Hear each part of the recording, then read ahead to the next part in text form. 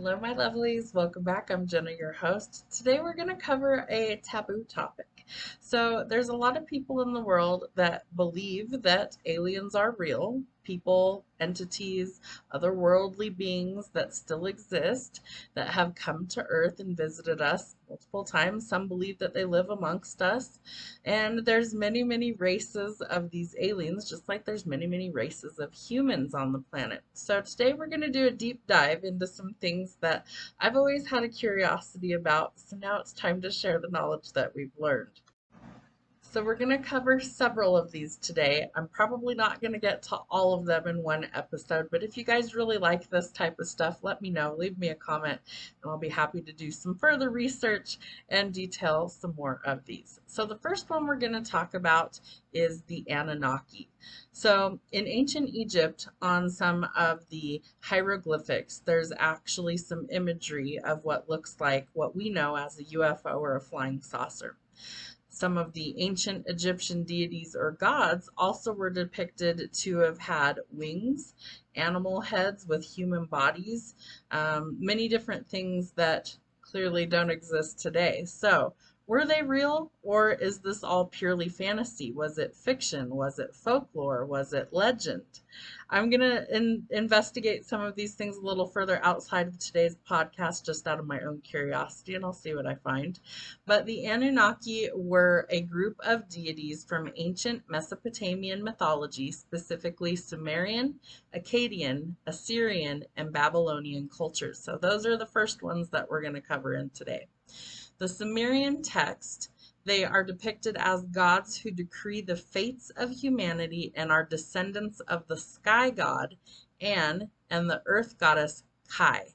Modern interpretations, particularly within the ancient astronaut theory, often portray them as extraterrestrial beings who visited Earth in the distant past.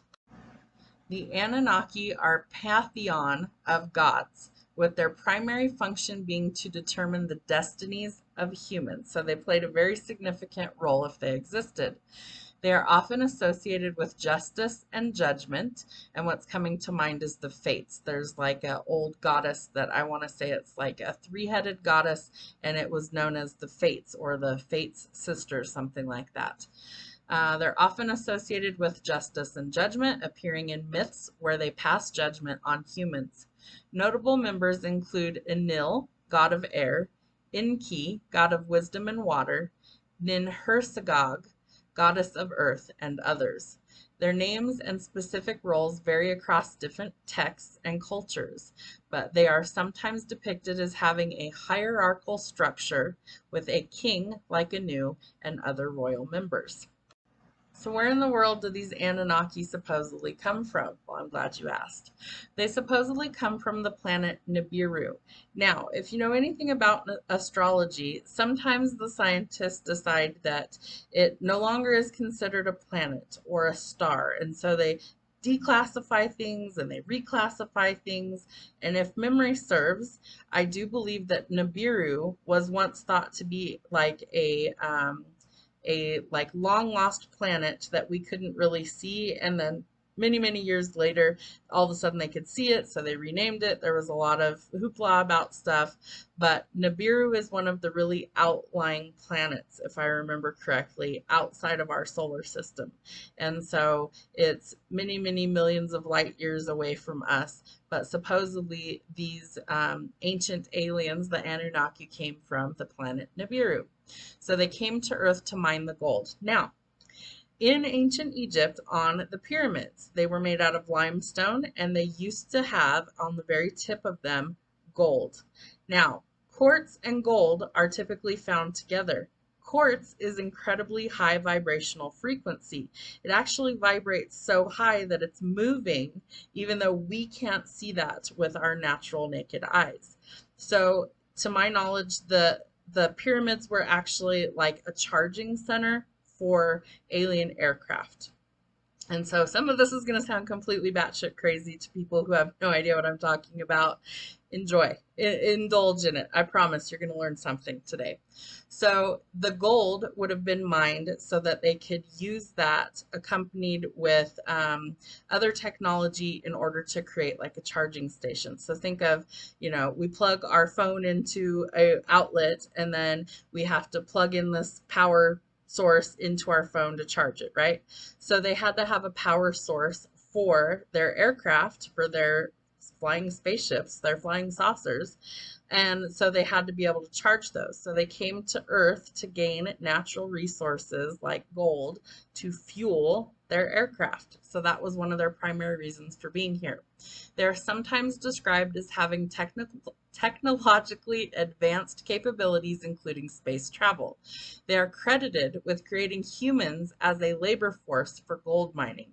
This theory often links the Anunnaki to various ancient structures and artifacts, suggesting their influence on early human civilization. So, what is the myth versus the extraterrestrials?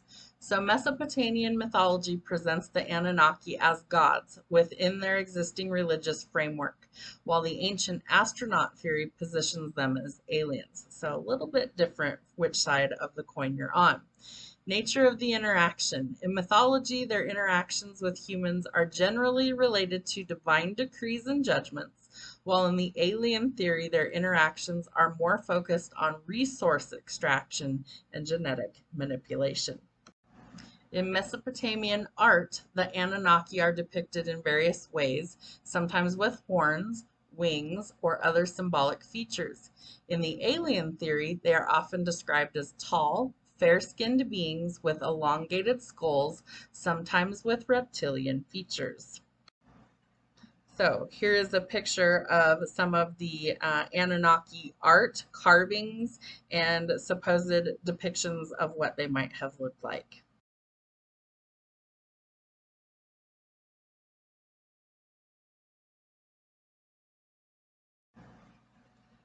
So the next one we're going to discuss is the Sumerians. Now, the Sumerians were kind of knowledge keepers or record keepers, and the biggest thing I could find on the Sumerian race was that there's something called the Sumerian tablets. So they had their own language. A lot of these races would have had their own unique language, their own unique writing, things like that, and they had very different physical characteristics because they came from completely different planets or solar systems.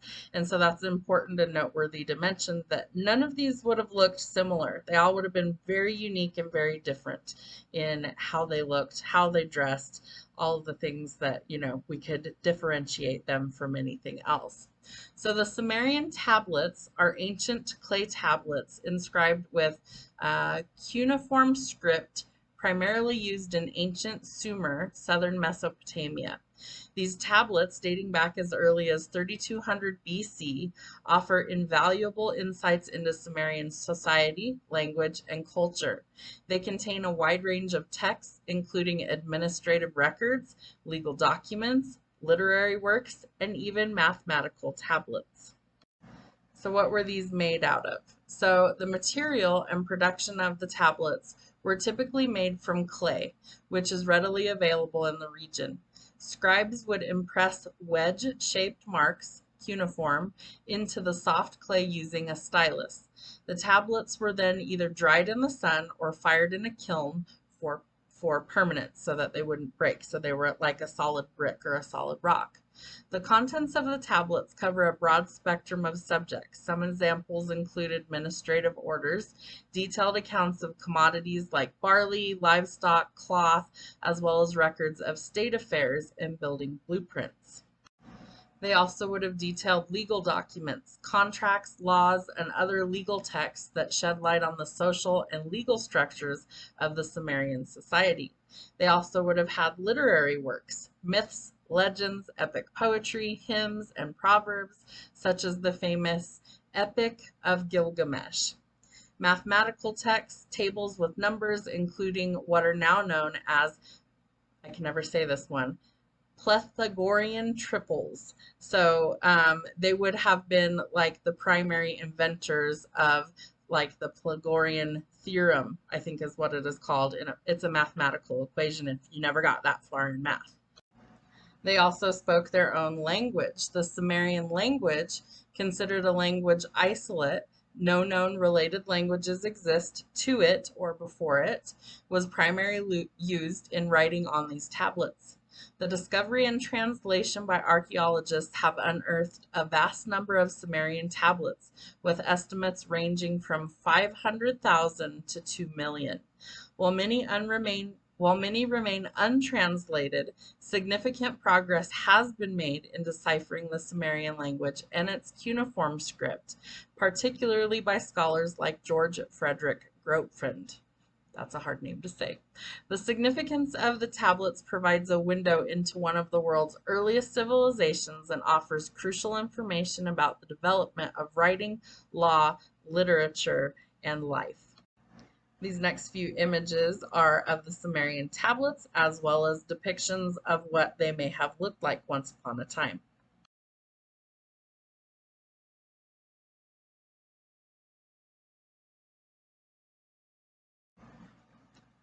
The next group we're going to discuss is the Akkadians. The Akkadians were a Semitic group who established the first ancient Mesopotamian empire, centered around the city of Akkad around 2334 BCE. Their empire, which included both Akkadian and Sumerian speakers, extended across Mesopotamia, the Levant, and parts of Iran. The Akkadian language, a Semitic language, was used throughout the empire, and it is the oldest Semitic language preserved in written form.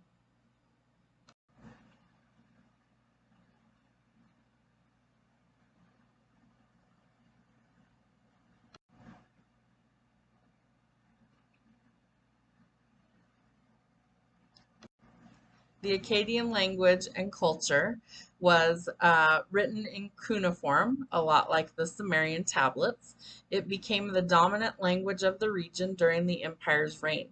The Akkadians also adopted and adapted the Sumerian culture, including their writing system and religion. The legacy of the Akkadian Empire eventually fell, but its influence on Mesopotamian history and culture was significant. The Akkadian language continues to be used for centuries, and the empire's legacy can be seen in the later Babylonian and Assyrian empires. The next images will be of the Akkadian Empire. So the Akkadians and the Syrians were two distinct Mesopotamian empires that rose to prominence in ancient times. The Akkadian Empire, known for being one of the world's first, was established by Sargon of Akkad, while the Assyrian Empire, which followed, was known for its military prowess and expansive reach. Both empires, though separated by time, played crucial roles in shaping the political and cultural landscape of Mesopotamia. So they both had a role to play. So the Assyrians were renowned for their military might, developing innovative siege warfare techniques and a large, well-organized army. The territorial expansion of the Assyrian Empire eventually controlled a vast territory stretching from Egypt to Iran. Now, why is she talking about all of this history? Well, the history also ties into the theories or the origins of some of these alien races, encounters, abductions, etc., etc. So it's important to kind of paint the picture of who was encountering some of these creatures, entities, deities, gods, etc., etc. So I'm trying to paint a picture of exactly like where this could have happened, where it began, why maybe the aliens encountered these humans, all of these different things. So there is a reason for the backstory. So while the Akkadians took a more hands-off approach to conquering territories, the Assyrians micromanaged their empire, implementing a system of governors and taxation. The fall of the Assyrian Empire was due to its vast size and the high cost of maintaining such a large empire. It's like if you think, if one person was really in control of like an entire continent all by himself, that's a big job, right? To govern all those places, people, etc., etc. So it doesn't serve them well because they were spread too thin. They needed to probably scale things back in order to actually run their country well. So the images that follow have to do with the Akkadians as well as the Assyrian empires.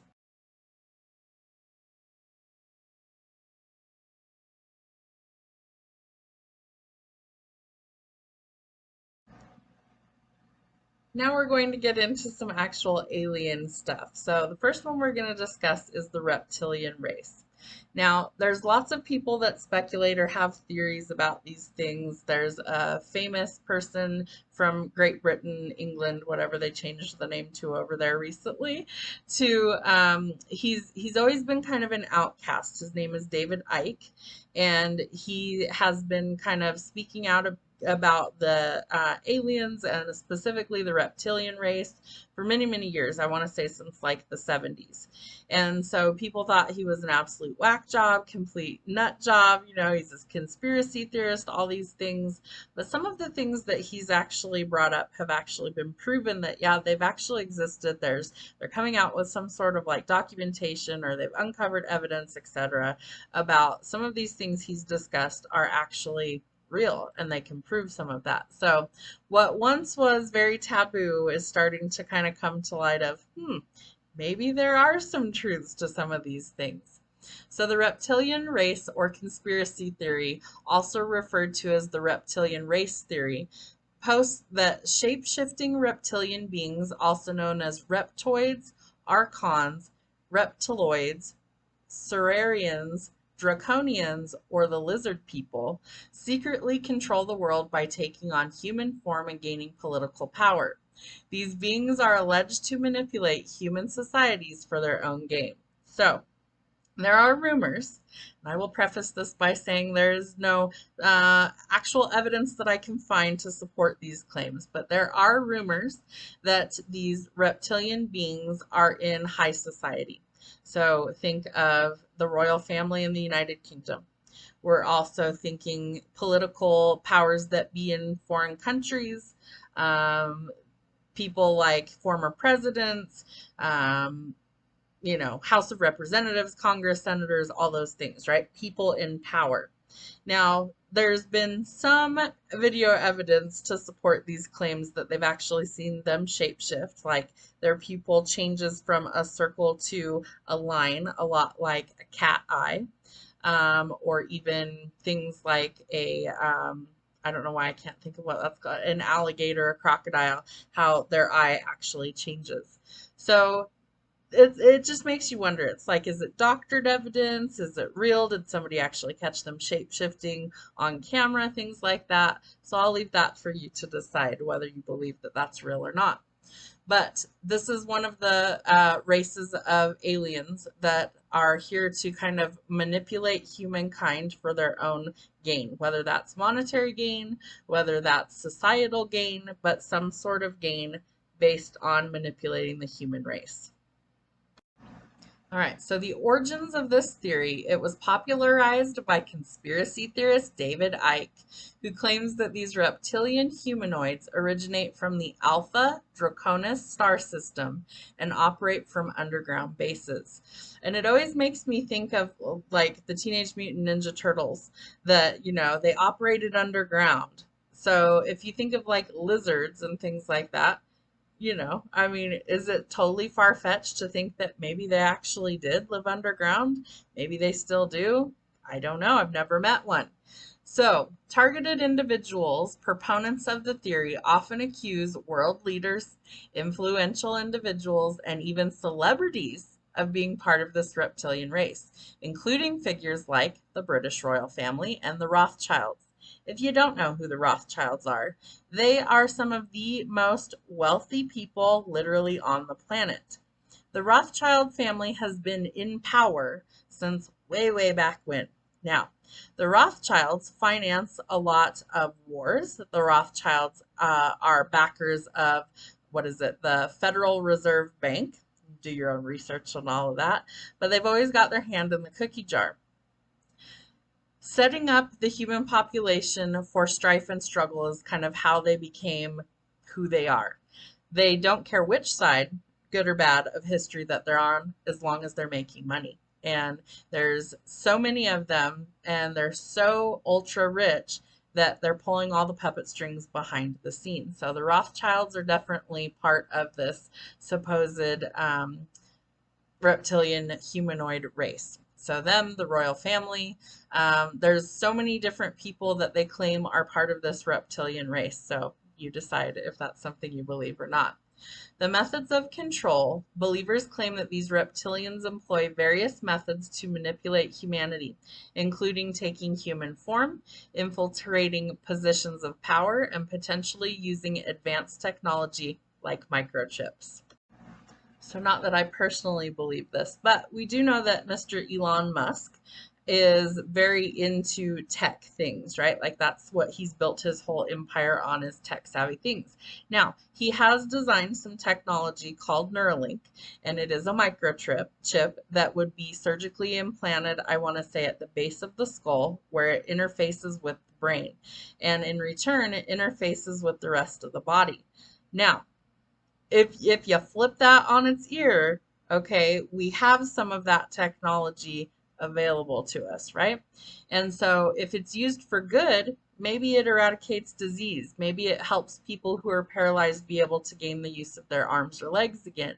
On the negative side of that, what if it's used for manipulation and control? It's a little food for thought there. So the influence from the anti-Semitic texts of the reptilian conspiracy theory has been linked to anti-Semitic texts such as the fabricated Protocols of the Elders of Zion. So that's one that we could read on. Roots in fiction and mythology. The concept of reptilian humanoids can be traced back to the fictional works like Robert E. Howard's The Shadow Kingdom, and ancient myths and legends that feature serpent-like or dragon-like beings. Now, if you think back, let's use China as an example. China has always had dragons in their culture, right? Dragons can be seen in festivals, people dressing as dragons. I can't remember what those are called, but it's like several people, and they dance around in parades and things like that. There's the year of the dragon. At certain times of the year is the sign of the dragon, things like that. So were dragons real? I personally think dragons actually existed. I think that they were kind of leftover remnants from the prehistoric times, dinosaurs and things like that. I feel like some of them maybe did breathe fire. Maybe that was just a lovely side effect that they happened to have. But I do believe that once upon a time, dragons actually existed. Now, in the spiritual realms, that's something that I have come into contact with a few times, not often, but a few times. And they are entities that are like guardian angels that are there for protection and guardianship. So I'll leave you to decide. Do dragons still exist? Are they spiritual in nature now, or are they in the physical? That's just a little food for thought. So there is a lot of criticism and lack of evidence to support some of these claims. There's no credible evidence to support the claims made by the reptilian conspiracy theory. So we can't find any actual tangible proof yet that these exist. Doesn't mean it doesn't exist, just means we haven't found it yet. There's a lot of unsubstantiated claims. The theory relies on unfounded allegations and lack of factual basis. There are also symbolic languages with literal claims. Proponents often misinterpret symbolic language found in religious texts and historical accounts as literal representation of a reptilian race. And there are psychological factors. Some psychologists suggest and believe that in such conspiracy theories might be linked to early trauma and the projection of personal anxieties into external entities. So are people batshit crazy that believe that these things actually happened? Is there some sort of like underlying trauma, mental illness, things like that, that maybe is really what they're seeing? Is there like a break in psychosis? Are these people mentally unwell, things like that? Or are they completely fucking sane and they know what they believe to be true? Food for thought. So it's important to understand that the reptilian conspiracy theory is considered a pseudoscience and lacks support from scientific or historical evidence. So reptilians, also called reptoids or draconians, are supposed reptilian humanoids which play a prominent role in fantasy, science fiction, ufology, and conspiracy theories. The idea of reptilians was popularized by David Icke, a conspiracy theorist who claims shape-shifting reptilian aliens control Earth by taking on human form and gaining political power to manipulate human societies. Icke has stated on multiple occasions that many world leaders were or are possessed by so-called reptilians. So he has come out on many things. He's been written about in magazines. He's been on countless television shows, radio shows, podcasts discussing these very things. So if you're curious, he's got a lot of info that he shares in these things, and he's not splitting hairs about it. He just gives out everything that he wants to talk about.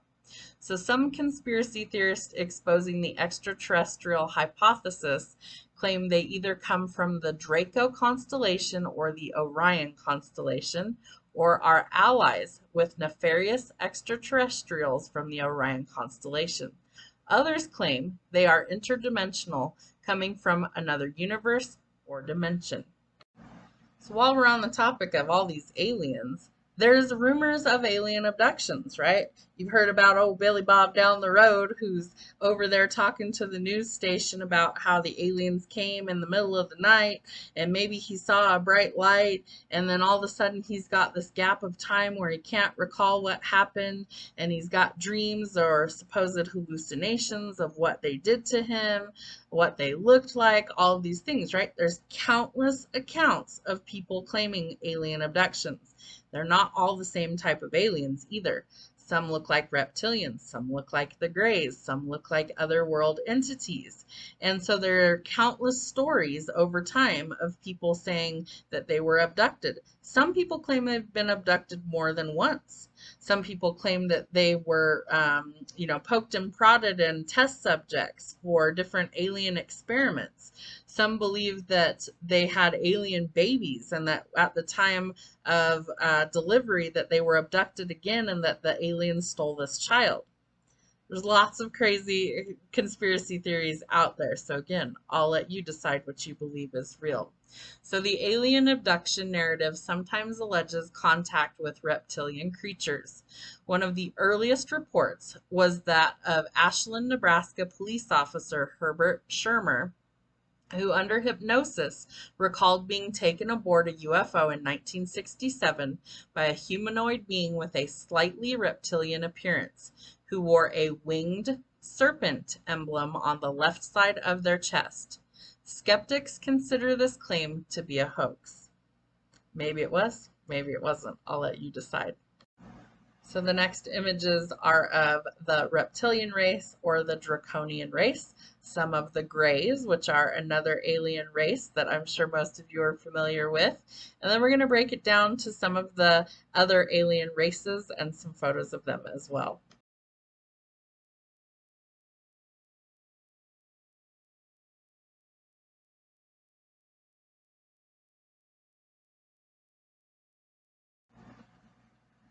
All right, so there's lots of rumors of different types of aliens. So I'm going to just quickly go through some of these, and then we're going to get into the starseed aliens. And those maybe some of you are a little bit more familiar with. So we have what's called the Flatwoods Monster, a tall humanoid with a spade-shaped head. We have the Greys, gray-skinned, sometimes green-skinned humanoids, usually 3.5 foot tall, hairless, with large heads, black almond-shaped eyes, nostrils without a nose, slits for mouth, no ears, and 3 or 4 fingers including a thumb. Greys have been the predominant extraterrestrial beings of alleged alien contact since the 1960s. Now, I've done a little bit of research outside of this. I've watched some documentaries of some things. The theory is that the Greys were actually humans here on Earth, and that the Greys were actually so sick of society that they decided to go underground. So they are, several miles underground, and because there's a lack of sunlight down there, their skin turned gray. I can't remember what the theory is of why they don't have any hair, why they don't have a nose, why they only have a slit there, but it has something to do with the evolution because clearly there was a race of them. There was a lot of them that went down there, so they had children and things like that, and they continued below the surface. Now, there's also the theory that they come to the surface to engage with humans on a limited basis for like research purposes, genetic testing, all of these different things. So the grays are ones that most people have at least heard about, and I guarantee you that you've seen some sort of photograph or imagery of them. So I'll attach that at the end of this clip. The next one is called the Hopkinsville Goblin, a small greenish silver humanoid. The Little Green Men, right? So what was it? War of the Worlds was a like what we know today as a podcast. It would have been on a radio show way back when because it was before television was invented. And they thought it would be a really funny like prank to play on their audience to do this War of the Worlds basic, podcast type thing, radio show. And people actually thought they were really being invaded by little green men. They had no idea that this was fake. Some people tuned in late, so they didn't hear like the disclaimer that they would have given, things like that. And so people were legitimately freaking out in their homes, thinking that Earth was being invaded by little green men. So it created a lot of hysteria and a lot of panic in people that were listening to that radio show at that time.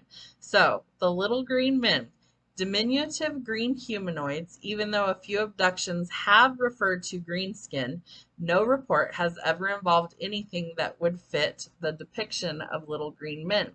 They are included here only for cultural reference. However, this does not solely dispute the existence of little green men. So that's another one that, there's a little bit of documentation. There's another old movie, I can't remember what it was called, but the movie was loosely based on the War of the Worlds radio broadcast. And so you see like these little green men and they're coming with their ray guns and, they're capturing the Capitol and all these things. And it's an old Hollywood movie, so you can definitely find that should you want to. The next one we have is the Nordic aliens, sometimes called Space Brothers. Humanoids with stereotypical Nordic features, tall, blonde hair, blue eyes, and which have featured in several cases of contact. Some of these are also recorded as being Palladians from the Palladius, I can't remember if it's a planet, a solar system, the Venusians, the Tall Whites, the Agarthans from Agarthas. So those are under the Nordic aliens. I am going to attach some pictures of these. So the Palladians are also known as starseeds, and so we'll get into that here in this next part. The next one is the cryptozoological animals, or the cryptobotanical plants, including those from folklore, religion, golem, mythology, or dwarfs. So some claim that many of the allegedly real creatures from the Foratine archives, are phenomena that allegedly that they were real creatures and are actually of extraterrestrial or mixed origins, such as the extraterrestrial hypothesis, the interdimensional hypothesis, or the cryptoterrestrial hypothesis. Man, say that 5 times fast. Sometimes these creatures are associated with the occult or with esotericism or linked with supernatural or paranormal phenomena. Ding, ding, ding, we have a winner. So these other dimensional beings or explanations in favor of skepticism, culture tracking, or the psychosocial hypothesis. So there's so many more that we could get into here, but I'm not trying to have this be over like a 3-hour podcast or anything crazy. So there's several of these. The last one we're going to discuss on here is the reptilians and the reptiloids, sometimes called the reptilian race. Ancient astronauts also were depicted in carvings or hieroglyphics on ancient Egyptian temples, artifacts, pyramids, where you can actually see that they were visited by men in spacesuits. Now, what in the world is that, right? Because in the United States, we supposedly never left the planet, the atmosphere, until the 60s when we supposedly landed on the moon. I personally don't believe we ever left Earth. I believe that we are stuck on this planet, that we can't leave it because of the firmament. It discusses that in the Bible, that we are protected from what is above in the celestial entities and things that are out of our solar system because of the firmament. And so because of that, we can't leave. And that also protects us from things trying to get in. I'll leave you to decide what you believe about that. So the reptilians, the draconians, the Orion reptilian humanoids, matriarchy reptilian conspiracy, and the list of the humanoids. Tall, scaly humanoids, reptilian humanoid beings date back to at least as far as ancient Egypt, with the crocodile-headed river god Sobek, and the reptilian conspiracy theory has been advocated by none other than David Icke. All right, so we're going to discuss a little bit more about the gray aliens, also known as the Greys. They're a popular archetype of extraterrestrial beings in UFO and alien abduction stories, right? Old Billy Bob down there by the river, he's been telling us for so long that there's been abductions by these aliens, right? And so many other people have claimed the same, that there's this alien race. There's also, I can't remember, David Greer, I think is his name. He also is another big one that he used to work for. I want to say it was the CIA or something, which is the Central Intelligence Agency for those of you that don't know outside the US. And that he has spoken out for many, many years about different alien races that he himself has either personally encountered or people, whistleblowers, have come and given him documentation, information, yada, yada. I believe that he's also done documentaries, more than one, and I believe that he's also written a few books on the subject, things like that. He's done lots of conferences speaking out about this, and he is adamant. He stands on this, that they are real and they exist and they have been here for as long as humans have been here, that they have been here. So they are typically depicted as small humanoid figures with grayish skin, large black almond-shaped eyes, and hairless heads. Their defining characteristics, such as large heads and hairlessness, are also common tropes in science fiction, often used to symbolize an advanced or non-human species. And if you remember earlier, I told you that there's also another theory that they're actually humans that have evolved and they live underground. Or there's, a lot of people that believe that we have a lot of these grays out in Area 51. That's why it's so heavily protected. For those of you that don't know, it is a military base out in the middle of the desert in the state of Nevada, or New Mexico, excuse me, New Mexico, and that there are several military bases that also house these deep underground, and either they are working together or they've been experimented on. And so I'll leave you to decide whether you believe that's real or not.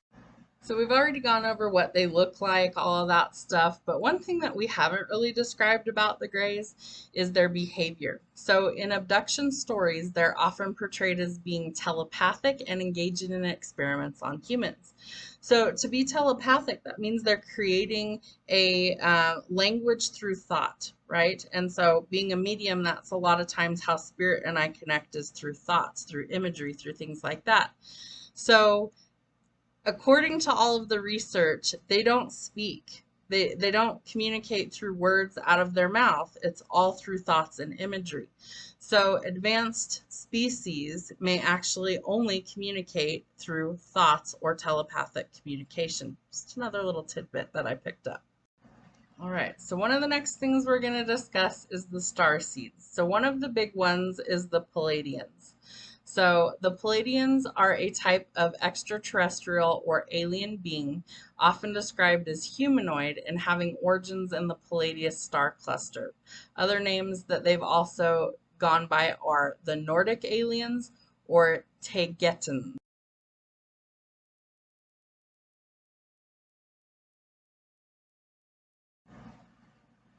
So these last few images are of the known or believed origins of the starseeds. So Pleiadians, Lyrians, Lemurians. There's about 7 of them, I believe.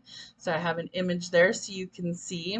Now, I have a couple of tarot decks that actually depict some of these. The Palladians, I actually have one. His name is Commander Ashtar, and he would fit the image. So I'm going to show you this image here. Not that it shows up super great, but more Nordic looking. The Lemurians, I believe it is, look kind of like a lion in the face, and you'll see all these in the images. We have ones from Orion. I want to say there's like 6 different ones, and I just can't think of all their names off the top of my head. So feel free to do your own research, look up anything you want to look at on any of these alien races or anything that we've discussed today. But the purpose of the podcast is to always share knowledge, and I thought this one would be a little bit fun. There's a lot of people that weren't ready to have this conversation about aliens. So we held off for quite a long time. It's not something that I usually discuss a lot in, just regular chit chat with people, but it's something that for a long time I didn't believe that aliens were real. The older I've gotten, the more things I've experienced, the more I think there's no way that we're the only race on the whole world, the whole solar system, the whole of everything, the universe, the galaxies. I believe that we may not have encountered them yet, but I do believe that we are about to get to the point where we're going to. The United States government, I want to say it was at the end of 2024, actually came out and said, yes, aliens are real. Yes, aliens exist. Yes, they have visited our planet.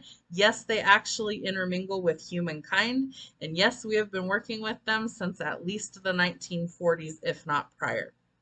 So there are actual documents. You can file to see these. Some of them are public online with the Freedom of Information Act, and you can look at some of these documents that are now declassified information. So what do you believe? Do you believe that we have encountered aliens? Do you believe they walk among us? Which one do you think maybe you are the most like? Or which one do you think out of the star seeds that maybe you are a star seed? Do you have any sort of characteristics that maybe you are part of that race? Are we going to go to war with the aliens? Are the aliens going to come out and meet us? Are we going to physically see some of these things actually kind of manifest into our 3D reality in the next few years? A little food for thought. Have a wonderful week. We'll see you soon.